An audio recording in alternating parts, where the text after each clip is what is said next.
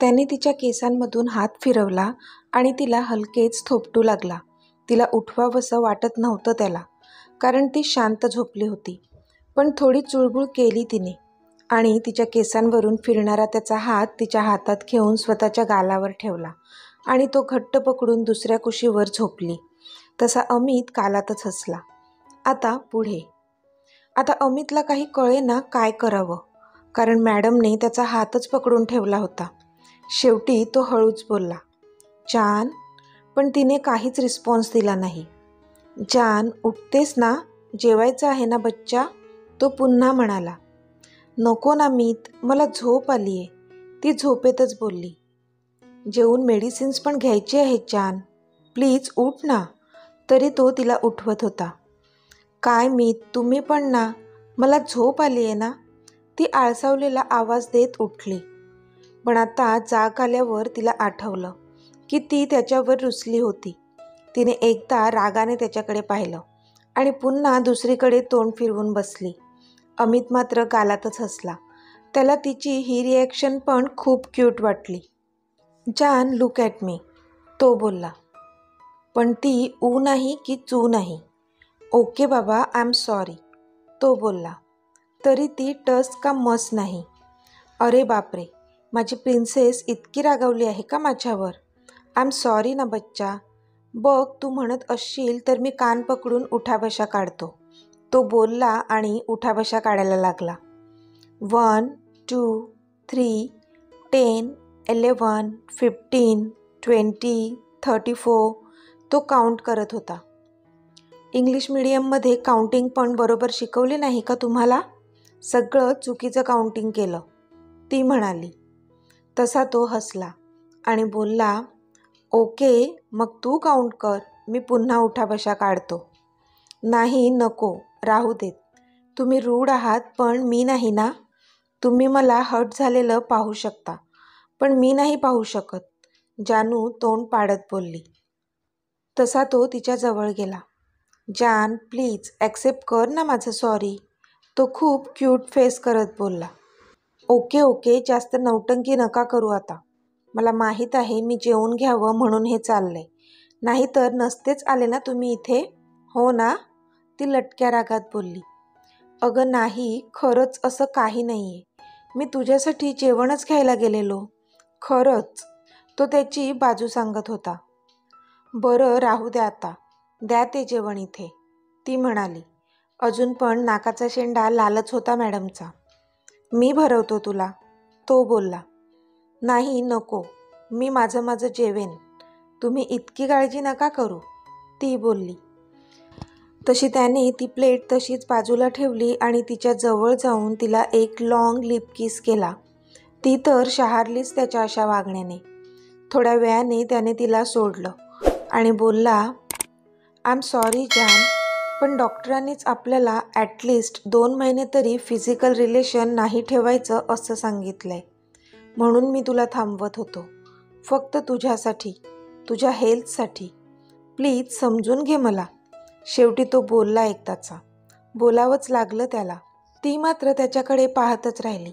तिचे डोळे भरून आले आणि तिने त्याला घट्ट मिठी मारली. आय एम सॉरी मीत, ती बोलली. त्याने तिच्या डोक्यावरून हात फिरवला आणि मग तिला थोडं बाजूला करून तिला जेवण भरवलं. तिने पण सगळं जेवण संपवलं. मग त्याने तिला मेडिसिन्स दिले. जानू, तू झोप आता, तो बोलला. मीत, ऐका ना, मला तुमच्या मांडीवर डोकं ठेवून झोपायचं आहे, ती बोलली. तसा तो हसला आणि बोलला, कम. ती जशी जवळ आली त्याने तिचं डोकं त्याच्या मांडीवर ठेवलं आणि हलकेच तिच्या त्या मोकळ्या केसांमधून हात फिरवत मसाज करू लागला. त्याच्या त्या प्रेमाच्या स्पर्शाने तिला लगेचच झोप लागली. ती झोपलीये हे पाहून त्याने तिला अलगद बेडवर झोपवलं आणि तो बाहेर निघून गेला. त्याने त्याचं जेवण केलं आणि मग बाकीच्यांशी थोड्याशा गप्पा मारून तो रूममध्ये आला आणि समोरच्या काउचवर आडवा झाला. तो बेडवर तिच्या बाजूला पण झोपू शकत होता, पण त्याला आता कोणतीच रिस्क घ्यायची नव्हती, कारण जर झोपेमध्ये एकमेकांच्या स्पर्शाने पुन्हा भावना अनावर झाल्या तर नको, म्हणून त्याने काउचवर झोपायचं ठरवलं. रात्री पण मध्ये मध्ये उठून तो जानूला चेक करत होता. तिला काही त्रास तर होत नाही ना हे बघत होता. दुसऱ्या दिवशी सकाळी जानूला आधीच जाग आली तर तिने पाहिलं की तिच्या बाजूला मीत नाहीये. तिची नजर सैरभैर झाली. तेव्हा तिला तो समोरच्या काउचवर झोपलेला दिसला. तिला कळलं तो इथे का झोपला असेल. वाईट वाटलं तिला त्याच्यासाठी, पण काहीच करू शकत नव्हती ती. आता जानूचं ऑपरेशन होऊन 1 महिना झाला होता. हा पूर्ण महिना अमितने घरूनच ऑफिस सांभाळलं होतं आणि तो त्याच्या जानूची पूर्ण काळजी घेत होता. तिला वेळ देत होता. तिच्यापासून अलिप्त समोर आणून ठेवलेल्या काउचवर झोपत होता. मॉम पण जानूची काळजी घेत होत्या. तिला काय हवं काय नको ते सगळं बघत होत्या. स्वतःच्या पोटच्या मुलीसारखी काळजी घेतली होती त्यांनी जानूची. जानूची तब्येत पण सुधारली होती. ती बेटर फील करत होती आता. पण आत्ता मात्र अमितला ऑफिसला जावंच लागणार होतं. असं किती दिवस बॉसशिवाय ऑफिस चालणार आहे, म्हणून त्याला जावं लागणार होतं. खूप साऱ्या डील्स प्रोजेक्ट्स त्याच्या उपस्थितीशिवाय मार्गी लागणार नव्हते. जान, मला ऑफिसला जावं लागेल आता. काय करू? तो बोलला. मी आता बरी आहे. तुम्ही उगाच काळजी करत आहात. खरंच तुम्हाला आता ऑफिसला जायची जास्त गरज आहे. आधीच इतके दिवस माझ्यासाठी थांबावं लागलं तुम्हाला, ती बोलली. जानू, तुझ्यापेक्षा बाकी काहीच इम्पॉर्टंट नाही आहे माझ्यासाठी. You are my first priority dear, तो बोलला. तशी ती हसली. ती खूप सुखावत असे जेव्हा तो तिची अशी काळजी घेत असे. आय नो मीत, पण ऑफिस पण महत्त्वाचं आहे ना. आणि मी बरी आहे आता. घरात मॉम डॅड आहेत माझी काळजी घ्यायला. आणि असंही तुम्ही कमलाताईंना पण इन्स्ट्रक्शन्स देऊनच जाल, मला माहीत आहे. ती डोळे फिरवून बोलली तसा तो हसला. ओके डिअर, पण स्वतःची काळजी घ्यायची. बेडवरून खाली उतरायचं नाही. ओके, तो बोलला. तसं तिने हसून त्याच्या गालावर तिचे ओठ टेकवले. ओके, ती बोलली. हे काय आता? त्याने हसून विचारलं. तुम्हीच म्हणालात ना ओके, ती बोलली. त्याला कळलं तसा तो गालातच हसला आणि तिच्या कपाळावर ओठ टेकवून ऑफिसला निघून गेला. जानू आता बऱ्यापैकी बरी झाली होती. मॉम आणि डॅडसोबत तिचं बॉन्डिंग खूप चांगलं झालं होतं. मॉम पण तिची सासू म्हणून नाही तर आईसारखीच काळजी घेत होत्या. त्या तिला त्यांची आरूच समजत होत्या आणि ती पण कोणाला काही त्रास होईल असं वागत नव्हतीच. मुळातच ती एक संस्कारी मुलगी होती आणि सर्वात महत्त्वाचं तिचं तिच्या मीतवर खूप जास्त प्रेम होतं. म्हणून त्याची सगळी नाती ती खूप छान जपणार होती, अगदी आयुष्यभर. इथे अमित ऑफिसमध्ये आला होता. त्याने त्याचं सगळं पेंडिंग वर्क कंप्लीट करायला घेतलं होतं. इतक्या दिवसांचं पेंडिंग होतं सगळं. लगेच कसं कंप्लीट होणार होतं? एकेकाला बरोबर धारेवर धरत होता तो. सगळा स्टाफ आज हिटलर ऑफिसला आलाय म्हणून जरा चरकूनच होता. कारण कधी कोणाचा नंबर येईल आणि त्याची वरात निघेल कोणाला माहीत नव्हतंच. कारण अमित रँडमली एकेकाला बोलवून रिपोर्ट मागत होता. त्याला त्याची कामं चोख झालेलीच हवी असायची. इथे पगार देत होता तो प्रत्येकाला, अगदी गले लठ्ठ. आणि तो ऑफिसमध्ये नसताना जर वर्क इनकम्प्लीट राहत असेल तर का नाही घेणार तो त्यांना धारेवर?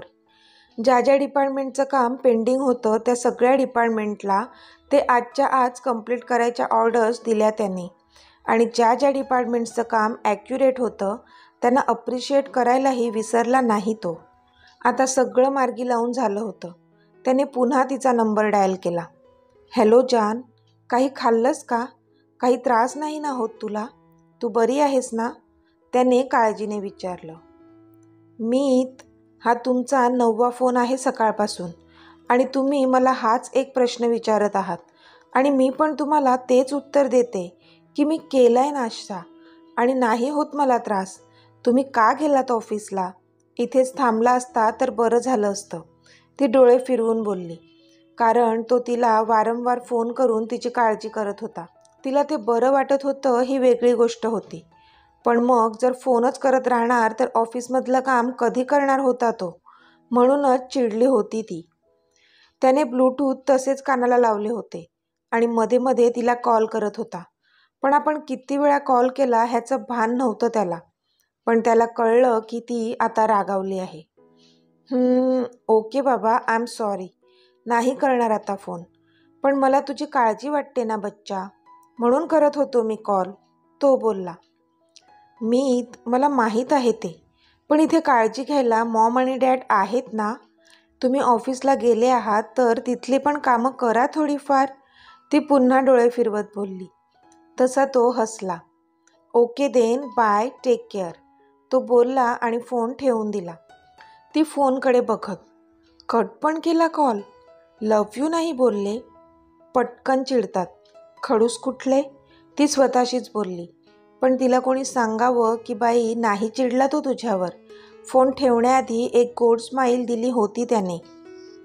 हां, पण फक्त तुला छळायला मजा येते त्याला, हे आता वेगळं सांगायला नको. आता संध्याकाळ झाली होती. जानू तिच्या रूममध्ये आराम करत होती. ती वारंवार फोनकडे बघत होती. पण त्या कॉलनंतर आत्तापर्यंत अमितने तिला कॉल केलाच नव्हता. म्हणून तिला वाटलं की रागावलाय तो तिच्यावर. तिने तोंड बारीक केलं. ह्यांना मी काही बोलायचंच नाही का? लगेच रागवून बसतात. इथे नवरे बायकांची मनधरणी करत असतात आणि मला मात्र प्रत्येक वेळी ह्यांचीच मनधरणी करावी लागते. आता ह्यावेळी काय चुकीचं बोलले मी? फक्त ऑफिसचं थोडं काम करा एवढंच बोलले ना, मग त्यासाठी इतकं काय रागवायचं? बरोबर नाव ठेवलंय ह्यांचं, ह्यांच्याच स्टाफने, हिटलर. सकाळी किती वेळा फोन करत होते, मग आत्ता काळजी नाही वाटत का माझी? राग आला तर काळजी पण नाही करणार का? ती स्वतःशीच पुटपुटली आणि तिथेच आडवी झाली. पण तिला कुठे माहीत होतं की बाई तू त्याला कॉल करू नकोस सांगितलं होतं, पण ऐकेल तो अमित कुठला. त्याने मग कमलाताईंना फोन करून करून पार वेडं केलं होतं, तुझीच तब्येत विचारण्यासाठी.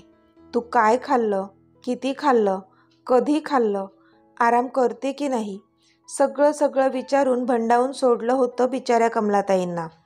उलट कमलाताईंनाच प्रश्न पडला होता की आता काम करू की ह्यांचे फोन अटेंड करू. आहे हो त्याला काळजी तुझी.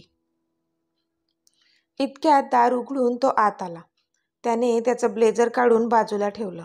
जानू शांत झोपली होती म्हणून हळूच आवाज न करता तो बाथरूममध्ये गेला.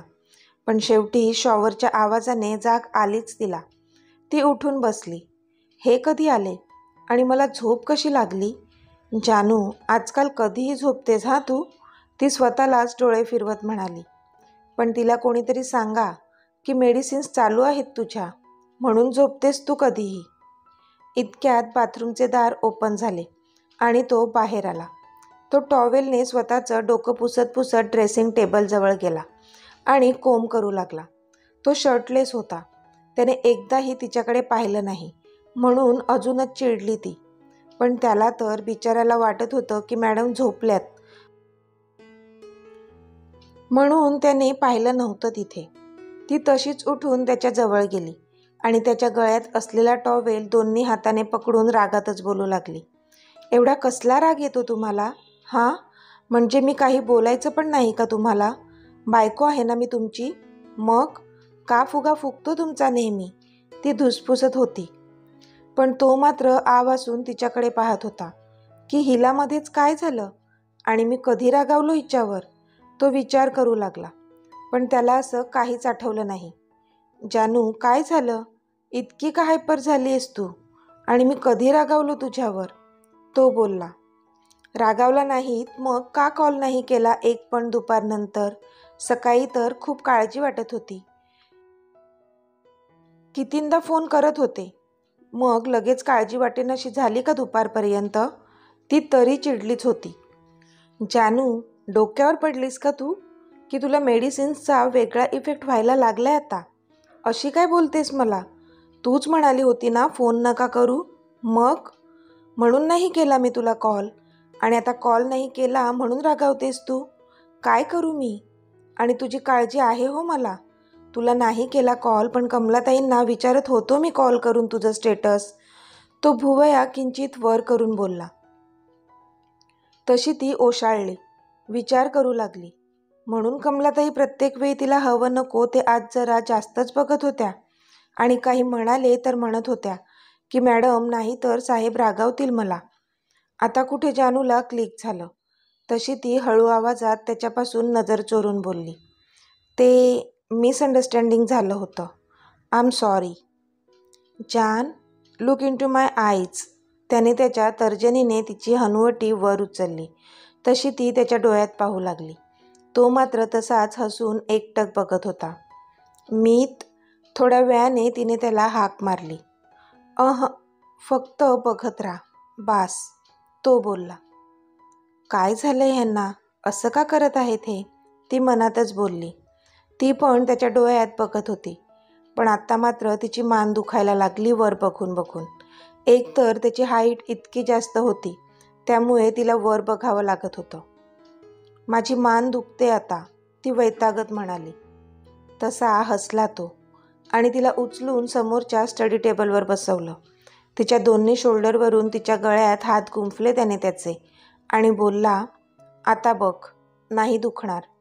आणि तो पुन्हा हरवला तिच्या डोळ्यात. मीत, एवढं काय शोधत आहात माझ्या डोळ्यात, ती बोलली. सुकून. त्याच्या तोंडून शब्द बाहेर पडले. सुकून मिळतो माझ्या मनाला तुझ्या डोळ्यात हरवून, तो बोलला. एकतर आज पूर्ण दिवस ऑफिसमध्येच गेला होता त्याचा, त्यामुळे तिला बघताच आलं नव्हतं. म्हणून त्याच्या नजरेला ओढ लागली होती तिची. पण तिने मात्र त्याला मिठी मारली. तिला खूप भारी वाटत होतं. आता तो हसून बोलला, जानू ऐक ना, तुझ्यासाठी काहीतरी आणलंय मी. तो बोलला तसं जानूने तिचं डोकं बाजूला केलं आणि विचारलं, काय आणलंय? ते तुला आपण जेवल्यानंतर देतो, ओके? तो बोलला तशी तिने पण ओकेमध्ये मान हलवली. आता सगळ्यांची जेवणं आटोपली होती. अमित आणि जानू त्यांच्या बेडरूममध्ये आले. दोघेही फ्रेश होऊन बेडवर बसले होते. जानू बेडला टेकून दोन्ही पाय ताणून बसली होती आणि अमित तिच्या मांडीवर झोपला होता. ती त्याच्या केसांमधून हात फिरवत होती आणि तो तिला ऑफिसमधलं थोडंफार सांगत होता. मग तिला आठवलं आणि ती बोलली, मीत, तुम्ही काहीतरी आणलंय ना माझ्यासाठी, अन जेवल्यानंतर देणार होतात ना? तसा तो ओठांच्या कोपऱ्यात हसला, पण काही बोलला नाही. अहो सांगा ना, काय आणलंय, ती क्युरिओसिटीने विचारू लागली. हो जान, वेट, तो बोलला आणि तेवढ्यात दरवाजावर टकटक झाली. पटकन जाऊन त्याने दार उघडलं तर कमलाताई होत्या. त्यांच्या हातात एक ट्रे होता. अमितने तो ट्रे घेतला आणि त्यांना जायला सांगितलं आणि तो जानूजवळ आला. आईस्क्रीम, जानू जवळजवळ ओरडलीच.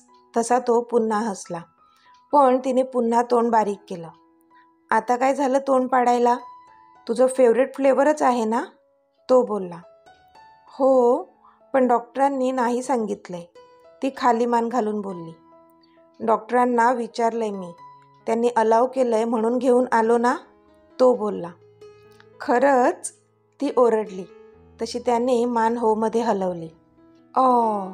So sweet of you Meet, I love you, I love you, I love you so much.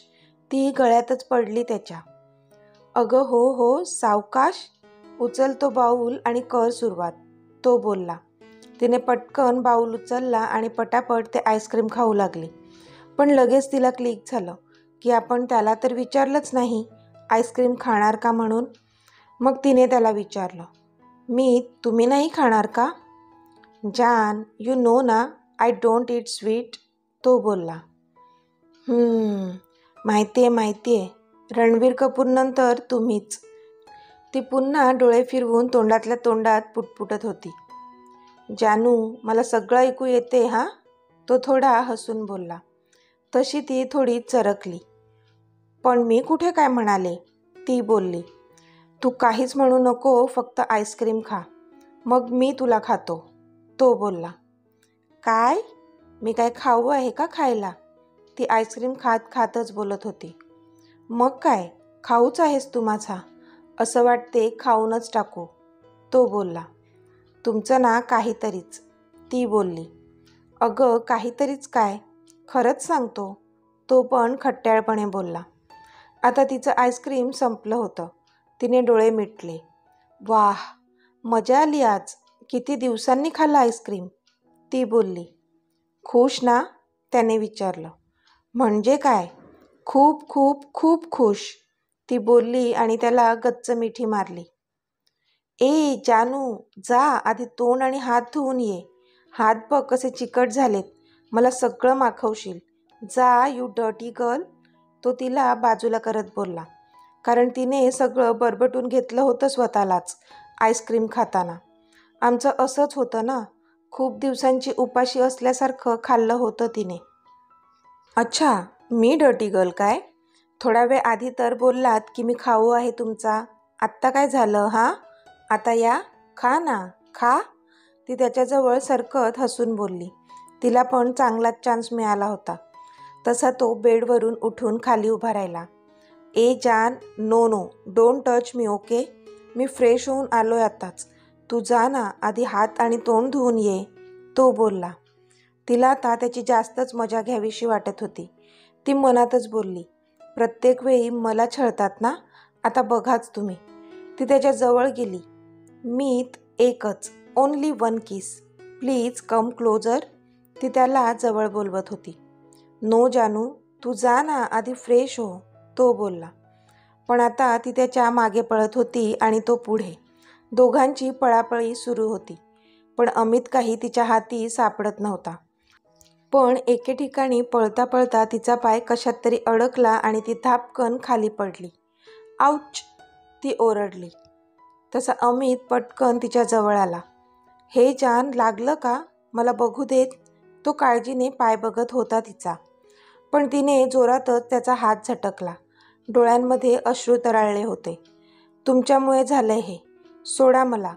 आई ग, ती बोलली आणि तिचा पाय बघत चिडूनच उठली आणि बाथरूममध्ये निघून गेली. हे जान, ऐक ना, आय एम सॉरी, अमित बिचारा मागून आवाज देत होता. पण मॅडम थांबते कुठे? ती तर बाथरूममध्ये शिरली आणि जोराने दार आपटलं सुद्धा. तसा अमितने एक औंढा गिळला. मीत बच्चू, आता काही खरं नाही तुझं. तिला कसं मनवायचं विचार करा, अमित स्वतःशीच बोलला. थोड्या वेळाने ती फ्रेश होऊन बाहेर आली. अमित बेडवर बसून तिची वाट पाहत होता. पण ती बघतेच कशाला त्याच्याकडे.